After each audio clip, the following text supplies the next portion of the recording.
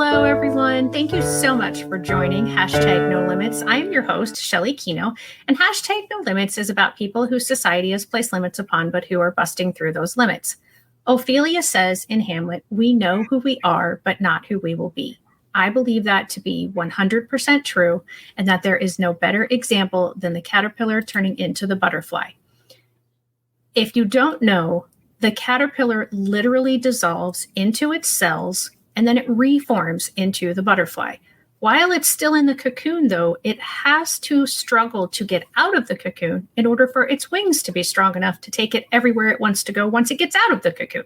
None of that can be easy, but neither is busting through the limits that society is placing upon people. One of the areas that I realized many years ago are areas where we have a whole group of people helping another whole group of people bust through those limits are our special education teachers. Myself having been one. So I'm hoping that I have brought several caterpillars into butterflies in my time. But my guest today, Sean, is a former special educator, and he is now going to talk to us today about an innovative software program that is changing the lives of special education teachers. So without further ado, Sean, welcome, and thank you for being my guest today. How are you doing? Hey, Shelly, thank you for having me. I am good, and I'm calling in from sunny San Antonio, Texas.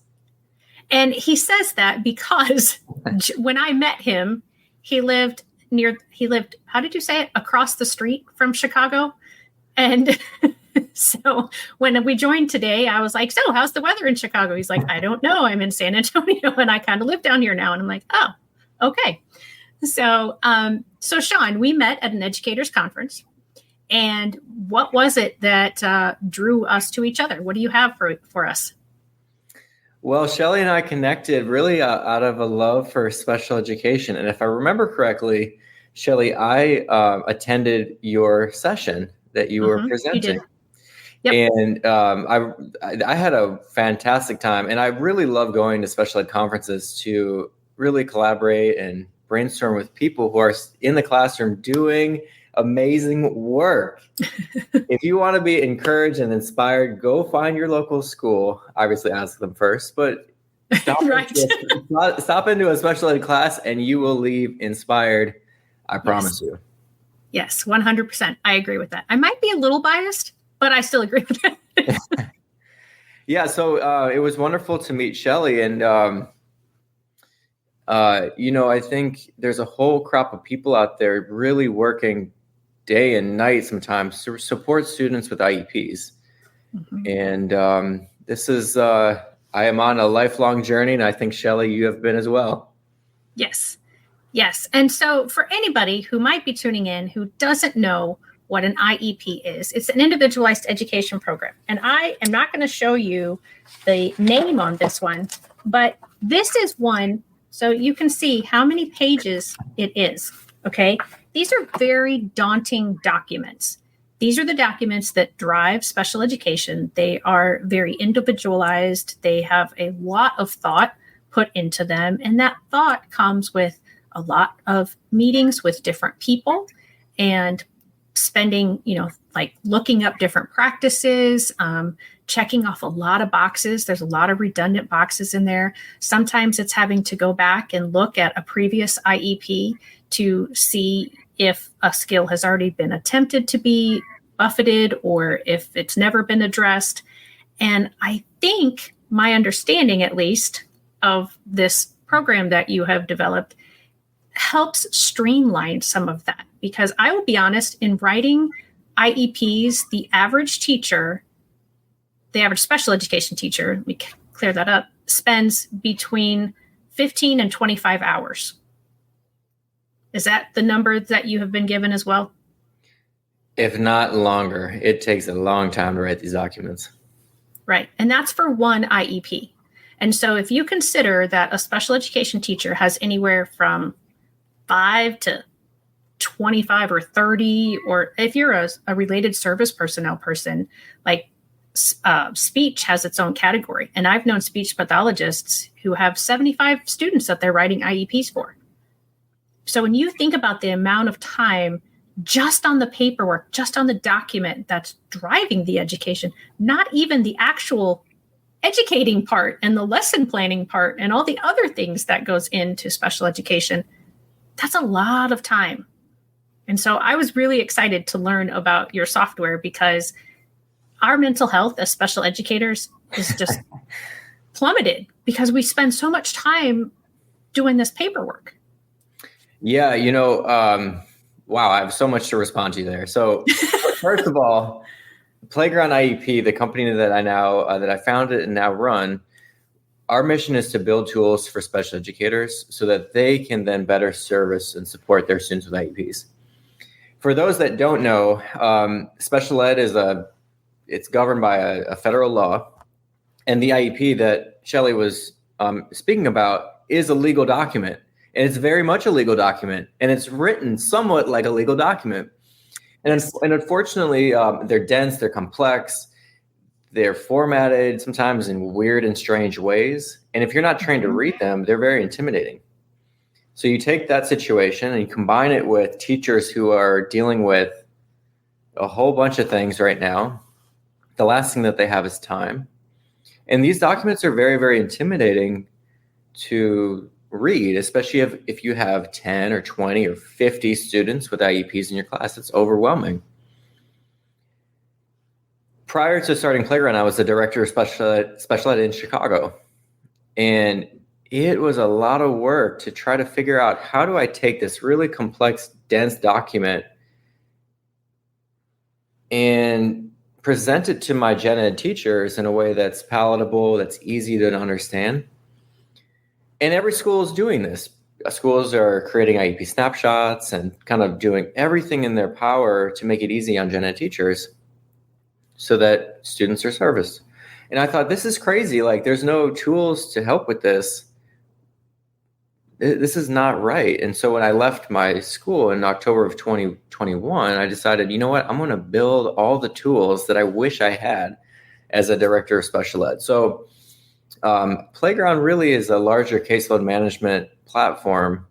And one of the things that we do is make it very easy for gen ed teachers to access that information in just bite-sized chunks. They don't need to read a 40-page document to know very tangible information about how to service their students. There's a variety of other tools that we have for teachers, but I'm sure we'll get into that in a second. Yeah, and it's so important, like you said, that, I mean, IEPs are made available to the general education staff members working with that student. But as you said, it's a legal document. It's so daunting.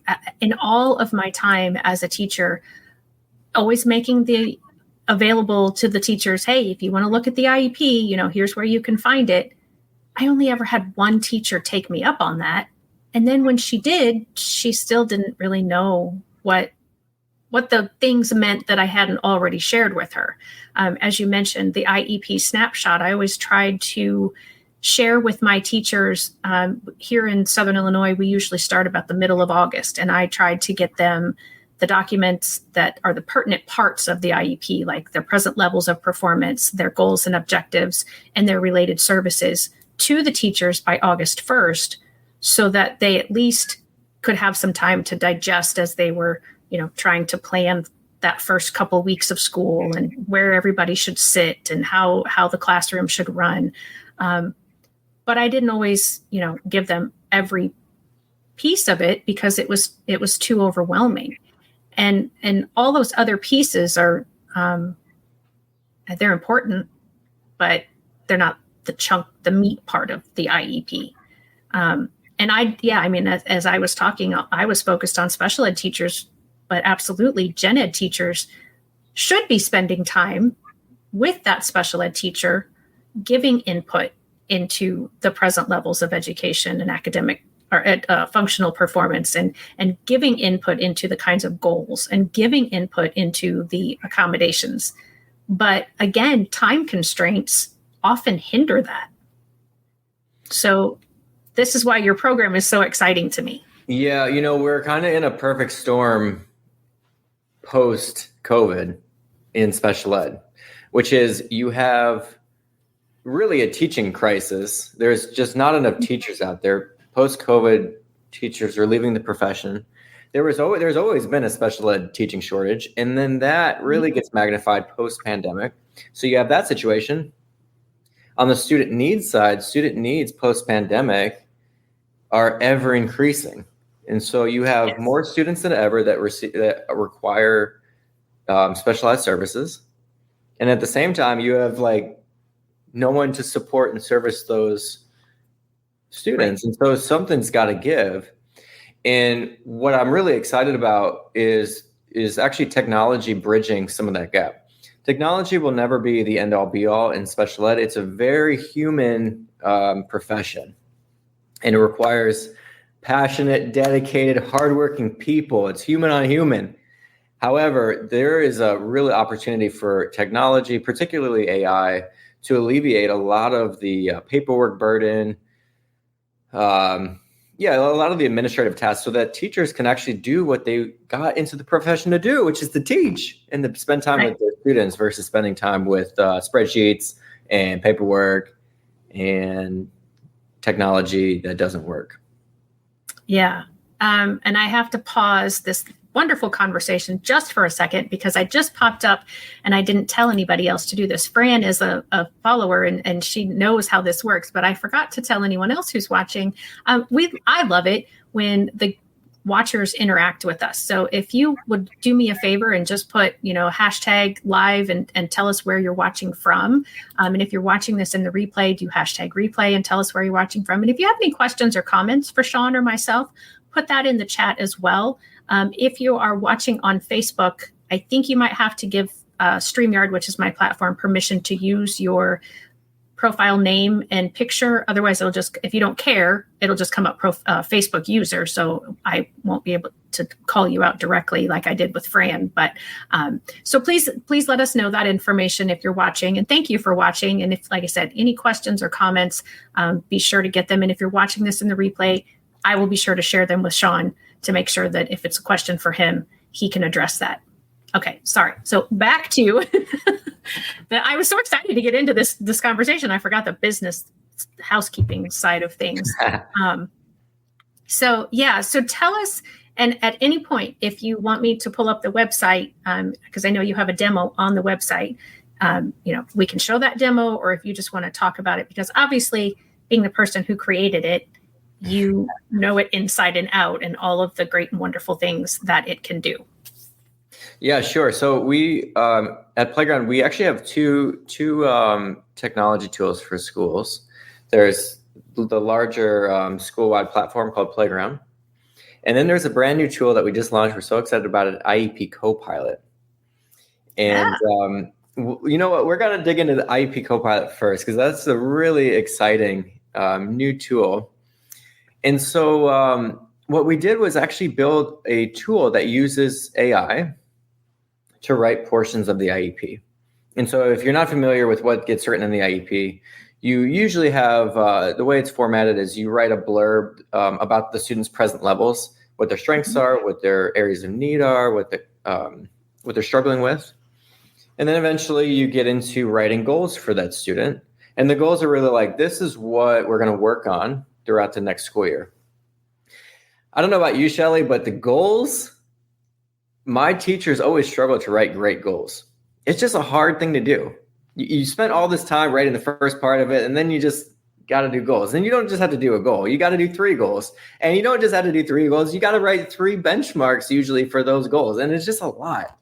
And I thought, I wonder if I could use ChatGPT to write an IEP goal. So I started messing around with it, and I was like, it takes a lot of work for me to do the prompt right so that it gets me back something that's very strong and formatted correctly. And individualized. Don't forget that. That's the main part. Exactly. So then I was like, you know what? I wonder if I could build my own AI tools. And so we started to build. And we built what now is IEP Copilot. And it's been used, I think at this point, 15,000 times by special educators in all 50 states and all over the world. We have people in Dubai and that's so cool. Yeah, so Obviously, you still need to use your brain as a special educator. It needs to be individualized, like you said, Shelley. But what is so powerful about it is it gets you 80% of the way there. Like you can now have something to work with, and you don't have to go and copy and paste from the other IEP that you wrote last week. But no special ed teacher does that, or copies and pastes it from the year before. Nobody ever does that either. Right. Yeah. So the power of AI is really incredible. Now, what I tell people is like, it is not replacing special educators. This is a tool to co-create. So you can write IEP goals, you can write behavior intervention plans. Same thing with the IEP goals. You can co-create, you can generate ideas on how can I support this student with this challenging behavior so that teachers can actually spend their time implementing strategies versus spending so much time and mental capacity trying to come up with ideas. Right. And so, yeah, you can, Shelley, if you wanted to pull it up, it's iepcopilot.ai. Oh, okay. That's different than what I had ready to go. IEP Copilot. I can't spell. And by the way, Patrick Klamm says he's a big fan of Playground IEP. Is it .ai? Is that what you said? Or yep, IEP Copilot? IEP Copilot.ai. Okay, see if I get this right. See if it goes somewhere.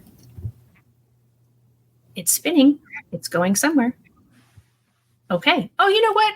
This came up one day when I was searching for your site, and I was like, why did it take me there? That's not right. Now I know it was right. Sorry about that. Yeah, so this is our second tool that we've built, and let's put those over here. And I can show you later the larger platform. What's really exciting, and I'll make this announcement here, is that we are taking all these tools on the Copilot and adding them into the larger platform, so that schools will then have access. Being weird. Sorry, it's not wanting me to. I got to move them back. It didn't like it. I was trying to move them to my other screen so I could share the whole window, but it didn't like that. So I've got to do something a little different. Sorry. Normally, I'm much more tech savvy than this. It's not being cooperative this morning or this afternoon. Well, as you load that up, I'll kind of give the backstory of this. I was invited out to San Francisco to be a part of a hackathon.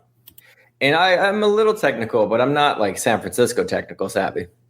And I show up to this event, and I'm like, I really don't know what I'm doing here. And I decided, you know what, I'm going to build this tool. Well, fast forward to the end of that weekend, or I guess it was a 2 or 3 day event, and I ended up getting second place for this tool.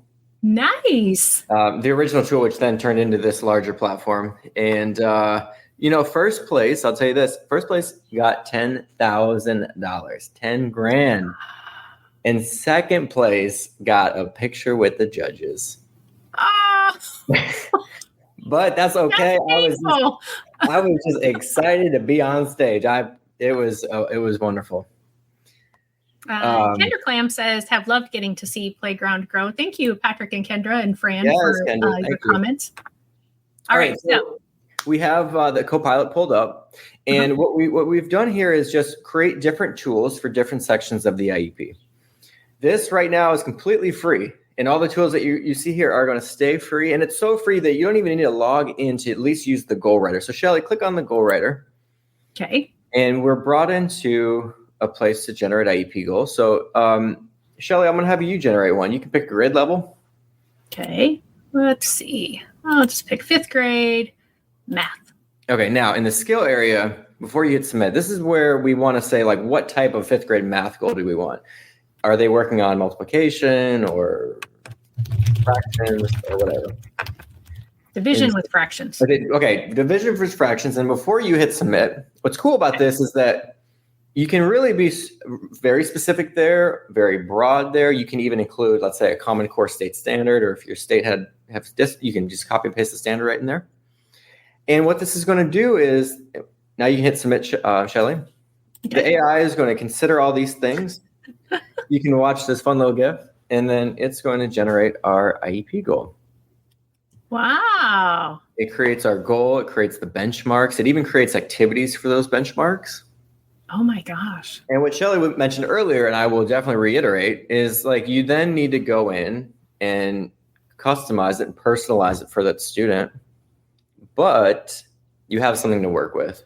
And if you don't like this one, you can generate a new one, and it's free. That is incredible. I mean, that's rarely am I speechless, but I am right now.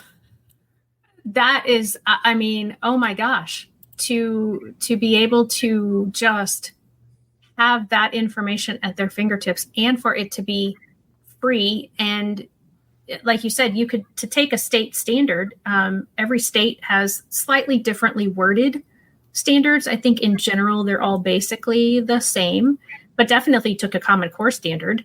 Those are wherever they're implemented, those are exactly the same. And to put that in there and to get that in a matter of seconds, and you get to watch the fun little GIF while you're waiting for the Thank you. Yes, thank you. Pop up. That's Sean. That's incredible. I mean, I just, like I said, I'm speechless. Yeah, like just think about how I responded the first time I kind of put this in. I was like, "Whoa, that is cool." Yeah, I can just see this. I mean, because honestly, when I would write the present level, I had the next goal in mind because I knew what the deficit area was. Sure. But I still find myself today, even when I'm writing or helping write goals for families that I'm working with or school districts, like coming up with that really correct wording of what we're trying to say. Right. And so to have it just generate so quickly was incredible. And I can just see the amount of time that this is going to save people. Yes. You said it better than I said it myself. Yeah. I mean, this goes back to our core commitment to build tools that actually service teachers and make the job easier. I mean, teacher is just hard right now to be a teacher. I mean, there's just no way. It really is. That. And I can't solve everything, but I can hopefully alleviate a little bit of pain. Right. Yeah. And if what was generated isn't specific enough, as you said, it takes you 80% of the way there. Right. And once the brain is triggered of, okay, go this way, it tends to be able to go that way faster because it's got the path laid out as opposed to having to chop down the trees and mow the grass and do all the things to clear the path. Exactly. And we can do this with a variety of tools on that platform. So there's the behavior plan writer. Same thing, similar to if you just click on home again, Shelly. Mm-hmm. Click home. So these other tools, all it requires is to just put in your email address to use. But you can write behavior plans. You can get interventions generated for you. There's over probably 6,000 goals that are in the goal bank. And so if you were curious about like what are other math fraction goals, mm-hmm. you can see what those have been. The text leveler is a cool tool. You can easy, right? Yeah, you can take let's say an article from the New York Times and reduce the Lexile level. What I really like. Wait a minute. Go back to that. Don't skip over that. That was huge. Say that again. Yeah. So the text leveler, one of the hardest things about teaching students who struggle to read is, coming up with engaging articles. Sometimes like the readers are just at a content area that's just not really relevant or engaging to a student. For instance, let's say we have an 8th grade student, and the who struggles to read, and the leveled book is about like I don't know, rubber duckies. It's right. It's not really engaging. So the idea of the text leveler is like, okay, can the teacher take text and then convert that into a more manageable situation for that student? That is a tool that we are still always kind of tweaking and figuring out how to best use the AI to always give something good back. But yeah, I mean, it's similar to the goal writer. It's like, wow, this is pretty incredible. Yeah. And so I can't log in because I don't want to. I mean, I Sure. guess I could if I just wasn't sharing my screen. So can I do that? Can I take a second to log in, and then will it give me more access to share a little bit more? Yeah, I could also share my screen as well if. Okay, yeah, you can share your screen. I'll stop sharing mine and you can share yours. Because I am just thinking, there was a lady that I had on, Dr. Maria Cleary, I don't even know how long ago. And she's got a platform called Read Easy, where she's trying to take books that, would be appropriate, like content and socially wise for middle school and high schoolers. But as you said, that they may have a much lower reading level, and make interesting books at their reading level that are at their age level, as and combine the two things. And so it sounds like what you're saying this does is it automatically takes that, and AI does it for the teacher. Yeah, I think transparently, that's the one tool that sometimes I'm like, it needs to try again. But we are definitely going down the path of like anything is going to be, it can be adjusted and tweaked for the specific needs of that particular student, which is just really, really powerful when you start to think about those implications on a large scale.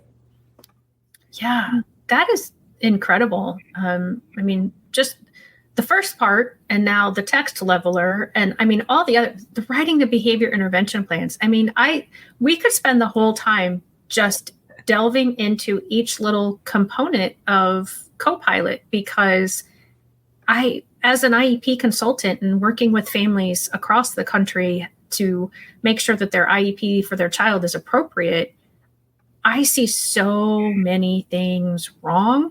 Yeah. And not even necessarily wrong, but that could definitely be improved or more individualized.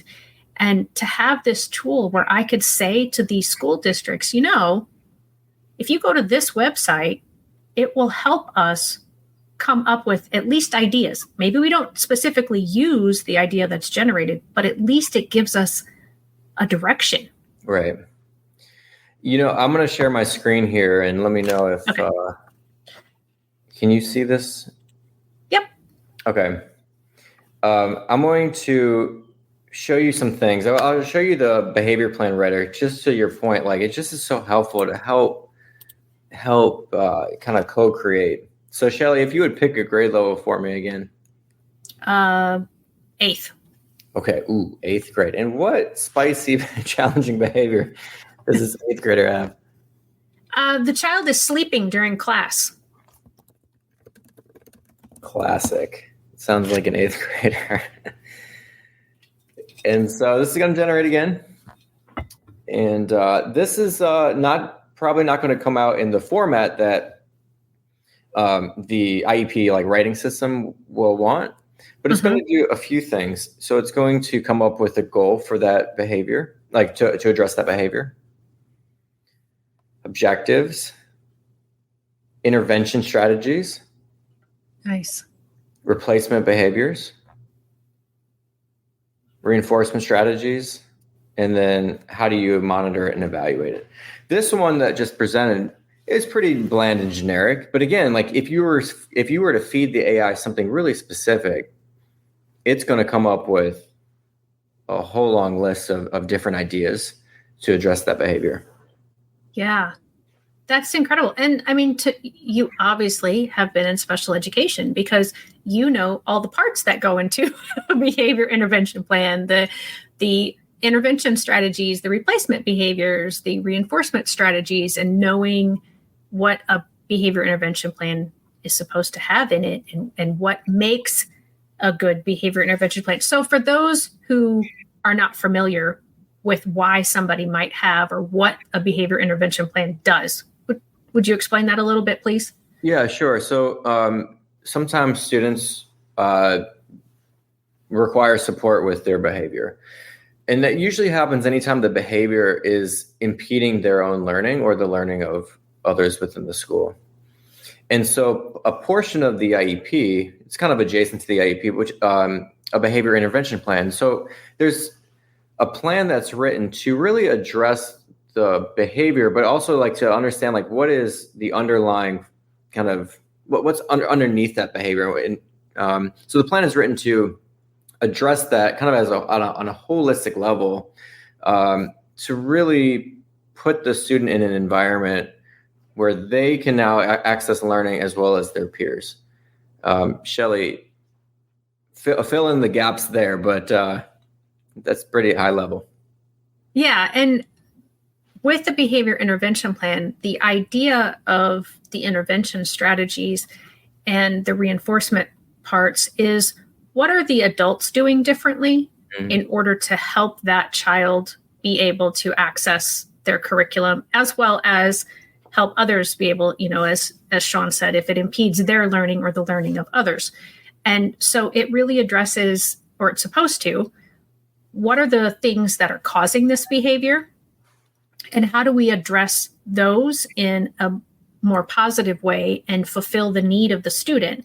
And so when a lot of behavior intervention plans are written, I see them more disciplinary versus, and so the student is doing a lot of the changing and a lot of the responsibility goes on the student, but they're truly meant to, okay, if the child acts this way or behaves this way, the adults are going to respond like this in order to prevent that behavior from becoming exacerbated into a full-fledged meltdown of some sort or full-fledged crisis.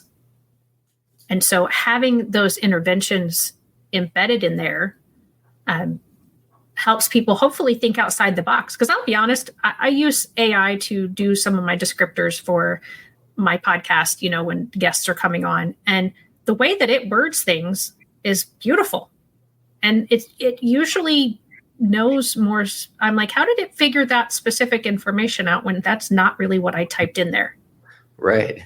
Yeah. And it's because it's drawing from, hundreds of thousands of resources on the internet. It's pretty incredible. I mean, we wrote a goal. I'm going to go and find it in my history here. We wrote a goal for a pre-K student who was working on toileting. Okay. And I was like, okay, I have no idea what this is going to return back to me. And I don't know if you can see it on the screen, but like this thing was like, whoa, wow, that's pretty powerful. Yeah, definitely. So like not only like the depth of it, like what you remember, but the scope of like how trying to throw anything at it and it doesn't sweat. Right. Yeah. And it's got, all the steps from beginning to end. And even that's walking into the bathroom. Like sometimes we don't think about that needs to be part of the objectives. Right. Exactly. So how awesome is that it just, independently entering and exiting the bathroom area? I mean, for some kids, that's truly the biggest problem. And we don't even think about that. Yeah. And, my kind of frame of reference is high school special ed. But I was with a friend here in San Antonio, and she has a pre-K classroom, mainly students who are nonverbal on the spectrum. And she told me she uses it all the time. And I was like, wow, that is so cool that even for that context, it is still helpful. That's awesome. That's just incredible. I'm going to show you another tool, Shelley, that I really think is going to blow your mind, which is this IEP feedback tool. And so as a director of special ed, one year I was like, I'm going to give feedback on every IEP that's written in the school before the meeting, so that we write quality IEPs. Well, as you can imagine, that took at least an hour to do like great feedback. Sure. On top of all the other things I had to do. So right.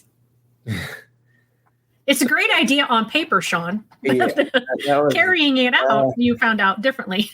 Now, I will say that when I did that, like people wrote better IEPs, but I was like, I wonder if I can make this tool with AI.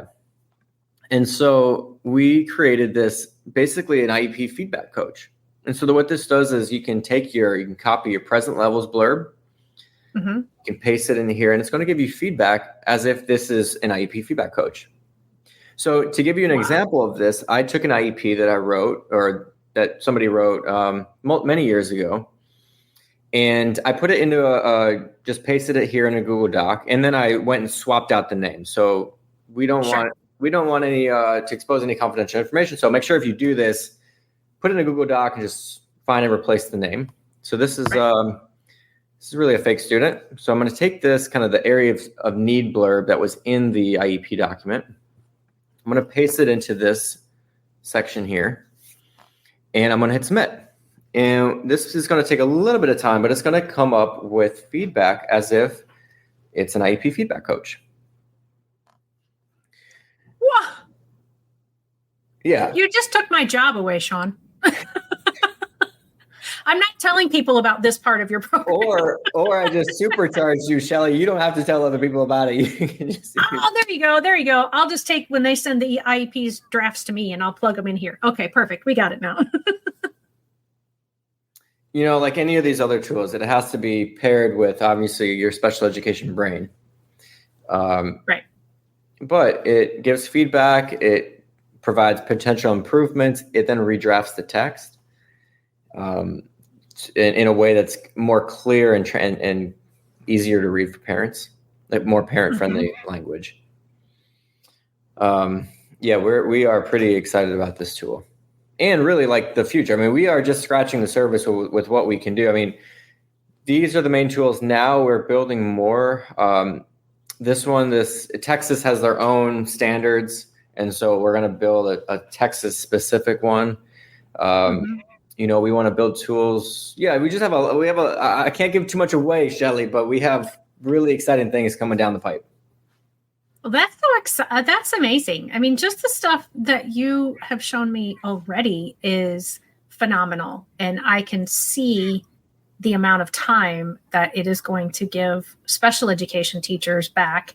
And hopefully, because now we need to go back to, so you take all this information from IEPcopilot.ai, and you've got all these beautifully written, personal, individualized information over into Playground.IEP, and then talk about that and how then, because one of the pieces that I remember you speaking on was the ability for gen ed teachers to just click a couple of buttons and it pops up all the information as far as accommodations and services and goals. So talk about how that works, and hopefully that creates that more collaboration between sets of teachers.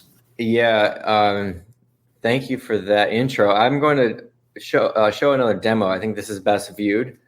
You'll see it right away. So before I do that, I just want to, for those people out there that might be listening that have never been a director of special ed, let me kind of frame what these people are going through. Every school has a system that holds their grades and their schedule, and we'll call it a student information system. And then usually a school has a system that helps write the whole IEP, or it just houses the document. These systems, unfortunately, are very old and clunky and a lot of clicks to get to where you need to go. And on top of that, a lot of teachers don't even have access into the system. And so to bridge this gap, there's a lot of spreadsheets. There's a lot of papers that are printed out. And there's a lot of confusion because it's just not organized in an easy way for teachers to just say, okay, that's my student. I know their needs. And so what Playground does is really tries to fit that gap. We eliminate the spreadsheets, and we provide the infrastructure of organization. And so with that, I'm going to show it to you. Okay. And I will share my screen again. And I am, that's not actually where I wanted to put it. Okay. So I'm going to put the IEPcopilot.ai in the chat so people can find it there. And it's free. It's free. People should use it. So in Playground, We're looking at this as if we've just logged in as a gen ed teacher. Right away, I can see my students that I have in my class on the caseload. Like, I know this shouldn't be mind-blowing, but like, this does not exist. It is. I know. Right. For those who aren't teachers, so for example, okay, so he came at it from the director's point of view. I'll come at it from the teacher's point of view. When, as a special ed teacher, I could get in and I could see every student on my caseload, whether that was 5 or 50. But my gen ed teachers could not go in and see, okay, in, the powers that be assigned these 8 kids out of 2nd grade to my specific classroom. They could not log into the same system that I could and see those same 8 kids. They couldn't see any kids. And so they would have to come to me. They would have to go to the office and pull up the IEP. They would have to do all kinds of legwork that they often just didn't have time to do in it. So therefore it didn't get done. And so for this system, for the gen ed teacher to be able to go in and go, I am Mrs. Smith, 2nd grade, who's in my class. Boom. That's amazing. Yeah, and you can see, things that are important to know, like what is the student's disability category? Who are the teachers that are supporting that student? Maybe on the gen ed side, like a gen ed advisor or a special ed case manager. And then in special ed, you have different service providers. That student might be receiving nursing services or social work services. That person, oftentimes, like teachers don't know who that is. And what you can do here is you can see like right away, here's who's supporting that student. Now, what's really mind-blowing is that we're just one click on this platform, boom, I'm gonna click on Aaliyah, and now her IEP snapshot pops up. And this is where now you can communicate to gen ed teachers, this is the most important information you need to know. Wow. That's the IEP snapshot, exactly right there. Snapshot. Now, this doesn't replace the IEP by any means. However, right. Sometimes we don't have time to read 40 pages. You just need to read a couple paragraphs. And I'll show you right after this an example where this is really powerful. But here is like a summary. You can put accommodations, testing accommodations even, and then attach the IEP, right? So if someone wanted to read more, they can do that. A really powerful example of why this is so important is actually for my student Lamont here. And you can see Lamont has a 504 plan, which those that don't know, it's more for medical accommodations. That's maybe a whole nother conversation, but essentially Lamont's receiving right. he has epilepsy. And so if I click on Lamont, what you'll see is that what we've put here on his snapshot is the seizure action plan. Oh, that's beautiful.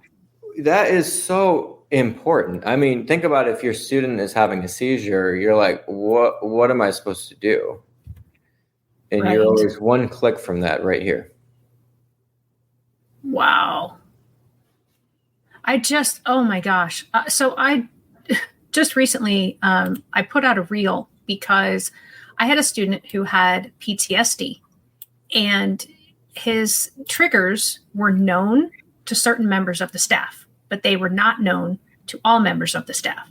And I said, you should know this as much as not necessarily if you don't know the individual child, because in large school, you're going to not know every student for sure.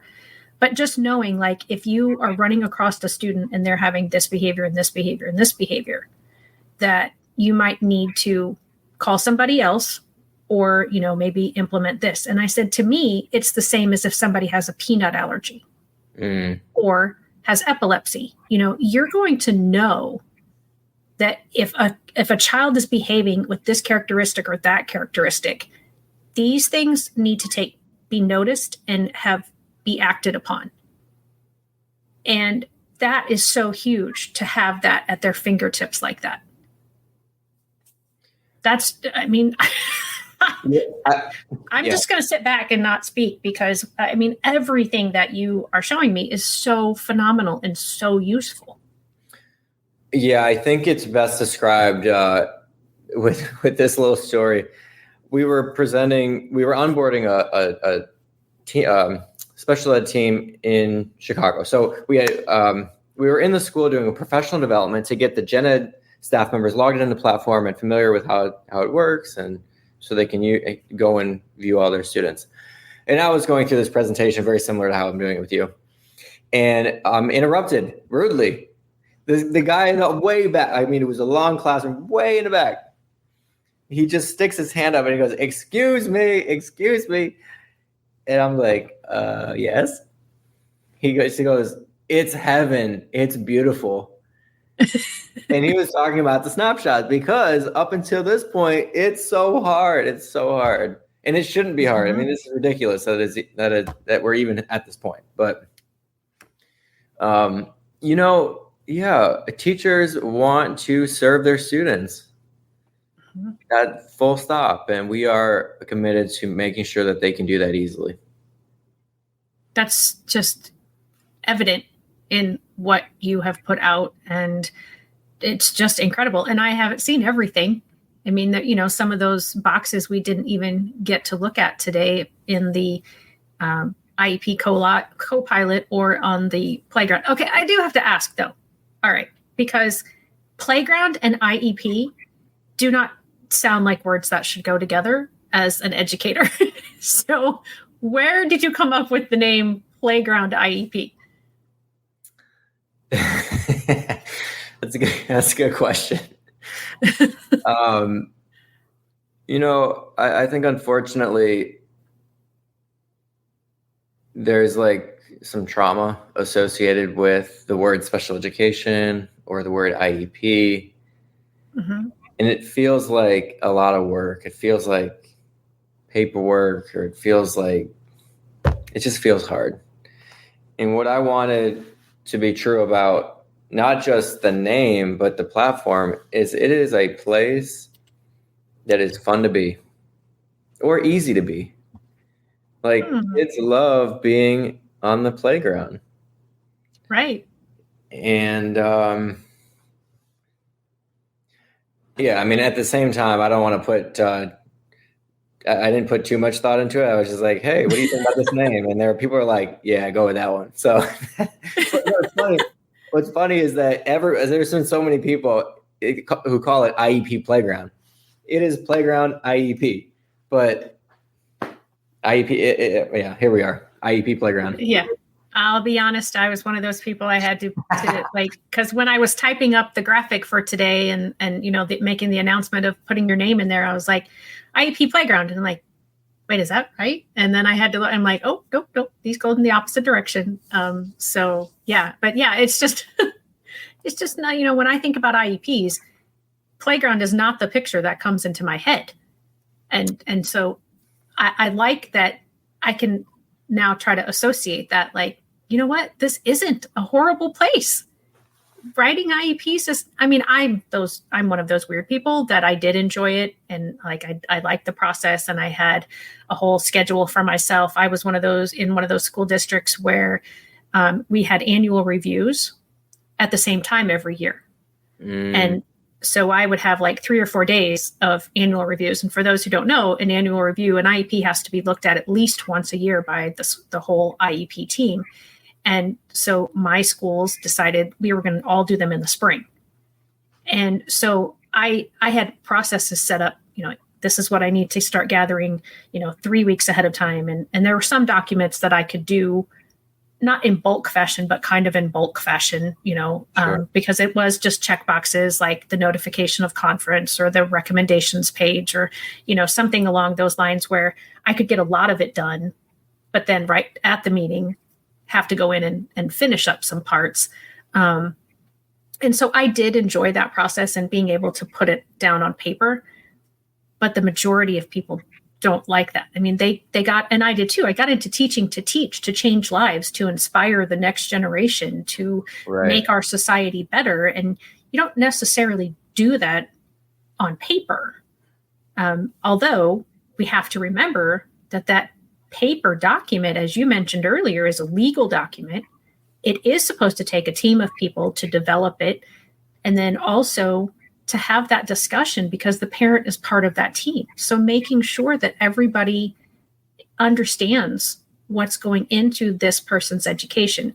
And in case anyone might think that the only education the child is getting is what is written into the IEP, that's not true either. They're getting all kinds of education. The IEP is written for the specific areas where we really want to give that specially designed instruction and take data and do assessments to make sure that these particular skills are being built up in this child. I'm glad you mentioned that, Shelley. I think the one conversation that doesn't happen enough in special ed is around expectations, because unfortunately, what an unintended consequence I think of special ed is actually the lowering of expectations. Mm-hmm. Whereas, really, in the essence of the IEP, the IEP is really meant to say, like, this: we have high expectations for the student, and because we have high expectations for the student, this is the steps to get there. Right. Now, if teachers don't know those steps or haven't read the document, then it's just easier to say, like, okay, well, I'm just going to lower my expectations for the student because I don't know what to do. Right. And that is a huge, huge, huge problem. And my hope really is to, like, through Playground, push high expectations for students. And at the same time that you push high expectations, you also push support, because both can be true at the same time. Yeah, that's why I love the strategies portion so often, because I really do think, teachers that are there are doing it because they have similar beliefs to mine of, we're teaching the next generation. We want to do well by them. But as you also mentioned earlier, special ed has always had a teacher shortage. Now it's just been magnified, because not only do we have that shortage, but now we have a gen ed shortage. We have a paraprofessional shortage. We have a bus driver shortage. We have a employee shortage. It doesn't, every field feels that shortage right now. And so to give them the ideas of, okay, here's the skill that you're working on, try doing some of these things. And we don't have to think of that on our own. Yeah. And, just the brief that we looked at, it was like, we'll use manipulatives. Oh, that's a good idea. Okay, I can use manipulatives to teach division with fractions. Now it didn't say the kind of manipulatives. So that'll be your next thing to think about, like talk about knowledge. It's been really fun to work with schools all throughout the country. In every state, it's a little different, but every school that we talk to usually says something like, wow, this is great. Can it also do this? And we are building as fast as we possibly can to give people tools. Because, in special ed, there's a lot of steps that go into just getting to the place where you can write the IEP. Right. And, for sure. So we are coming up on an hour. And so I want to make sure, I know we have covered a ton, but I want to make sure and give you the opportunity in case there was something that we didn't cover that, we've still got 5 or 6 minutes that we could possibly cover that. Yeah, well, I would say to your question about why did we name it Playground, one thing that I didn't show you, and I can pull it up in a second, is there's actually tools designed for the actual director to alleviate the burden of schedule, specifically IEP meeting scheduling. Mm-hmm. We can automate that process. We can automate the organization of testing accommodations. And I don't know, when we talked earlier, Shelley, had you seen that portion? No. All right, I'll show that to you. I think you'll find this pretty cool. I probably will, because I geek out about this stuff. Yeah, it's like in a school, somebody has to manage the testing accommodations, because for a standardized test, those typically need to be reported to the state or to the college board or the company that provides the test. And so what we can do here on the testing accommodation dashboard is we've taken all the testing accommodations that students receive, and then we create these buckets. So I can see in one place, here are all of my students, my 9 students that are receiving the read aloud accommodation. Right here. Nice. I can't tell you how crazy these spreadsheets normally are to manage this process. Right. Oh, I'm sure. I've never seen one like this before. But I can imagine, as what I had to do when I taught was I would send the accommodations for each of my students to our secretary of our school. Yeah. And she had to do this kind of stuff. And then she had to present it to people. But I never saw it. I just had to do the actual accommodation. And so, here you can, even for teachers, they can see a roster of their students. They can see the different testing accommodations they're receiving. So this is a tool. And then the other tool I'll just briefly show is around scheduling of meetings. And if you're a director of special ed, usually, or whoever is scheduling the meetings, it's just so long and tedious. And here, if I click schedule, I can go and schedule those meetings. And what's beautiful is that all of my service providers, all the teachers, case manager, and the parent emails get included on my invite, so I don't forget to invite somebody in the meeting. Oh, that's nice.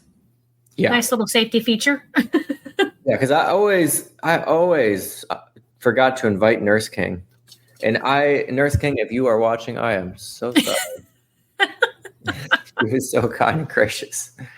With the last few minutes, I would say, if you are looking to make a difference in this world, thank you, Fran. Thank you. If you're looking to make a difference, go be a special educator. You will have 100% job security for the rest of your life.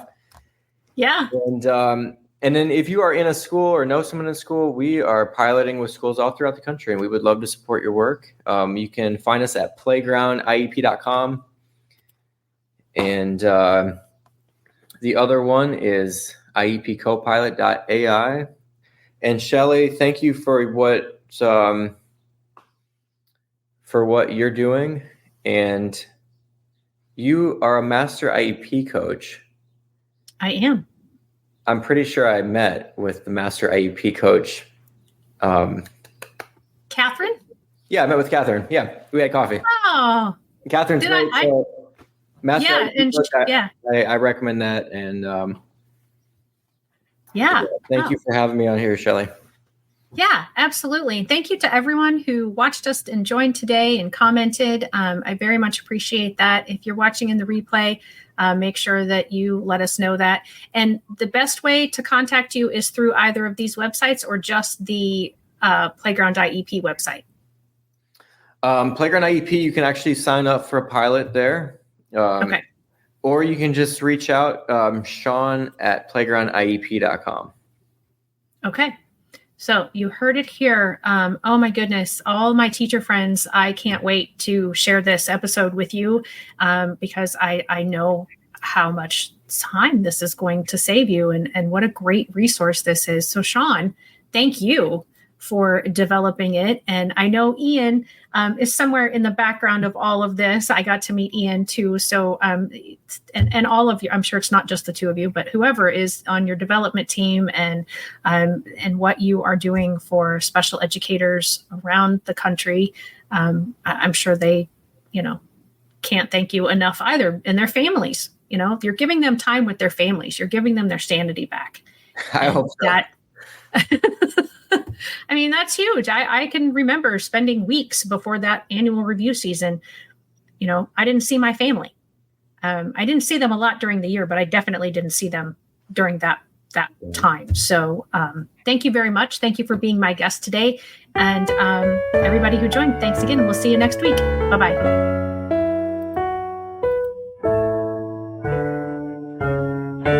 Hey, parents and teachers, are you tired of IEP meetings that feel like a battle?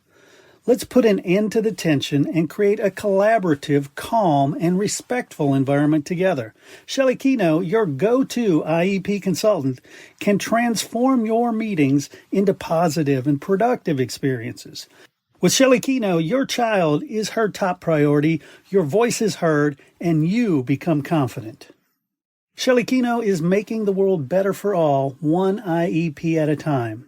Visit www.shellykino.com for more information and set up your free 20-minute consultation today. That's shellykino.com, SHELLEYKENOW.